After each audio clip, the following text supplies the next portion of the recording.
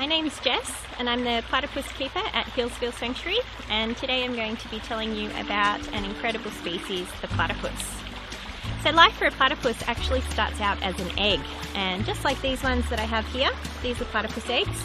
You can see they're quite small, they're only the size of your thumbnail.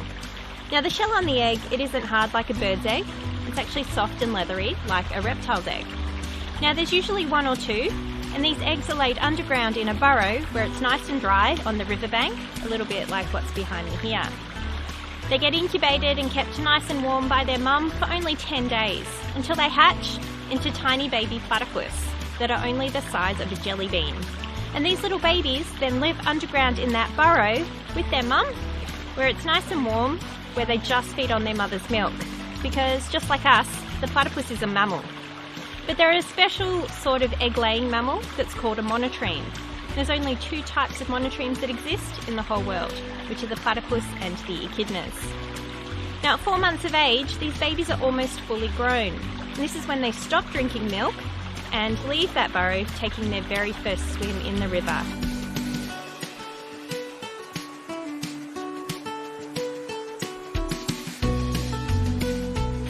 Here at Hillsville Sanctuary, we actually care for 9 platypuses. They're all very different in personality, and this 9 includes our newest addition, which is baby Storm, and she was bred here only this year.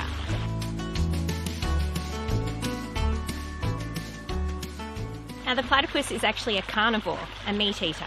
Now in their case, it means they will feed on any sort of invertebrates and even some small vertebrates that they pick up off the bottom of the river. Here at the sanctuary, we feed our animals earthworms, mealworms, fly pupae and blackworms, and also one of their favourites, which are yabbies. And these are just a little freshwater crayfish. Now the way they find their food is by diving right down to the bottom of the river, and they use their bills to move rocks around, and they use special sensors in their bills that are called Electro Receptors. Now these receptors can detect tiny electrical currents that come off their prey. While they're swimming around under the water, they fill up cheek pouches on the side of their bills with as much food as they can. They then float to the surface, push the food back into the bill where they grind it up on grinding pads in their mouth. This is where they can swallow their food.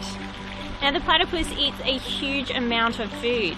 They can eat up to 20% of their body weight every single day just in food, which is about double what any other mammal would eat. Now the breeding season for the platypus, it starts in September each year. But before this, the males need to find themselves a territory that has female platypus living within it, because the platypus is actually a solitary species, so they don't like to live together. Now the way that a male will find a territory is by getting into fights with other males. But this is not a battle they should enter into lightly, because all male platypus are venomous, just like a snake. So they all have sharp spurs on their back feet that are connected to a venom gland up in their leg. And they use these spurs as weapons against the other males. Now once the male has found a female, first they dance. And the way they dance is by biting the very tips of each other's tails, and then they swim around in a circle joined together on the surface of the water. This is their courtship, and it's how they get to know each other. After that, the female goes underground into that nesting burrow to lay her eggs and to raise her young. Now all platypuses are actually very playful. It doesn't matter how old they are, whether they are a 4-month-old baby or whether they're a fully grown adult. They're all incredibly inquisitive. Now the ones that live here with us, they always get safe toys to play with where they can harness these natural playful behaviours. But out in the wild, this isn't always the case. Things that look interesting to a platypus are often things that are harmful to them, and this is usually our rubbish. So things like hair ties, elastic bands, ribbons off balloons, anything you drop on the ground, it washes into our stormwater gutters and drains, and then it ends up in our creeks and rivers. By keeping our streets clean, you'll also keep our creeks clean and keep it a lot safer for all of the animals that live there. Now the platypus is incredibly unique, and when they were first discovered by the European explorers and specimens were sent back to England, they thought it was a hoax, a practical joke, a creature that had been sewn together from the parts of other animals. And it took many years before they accepted that the platypus actually existed.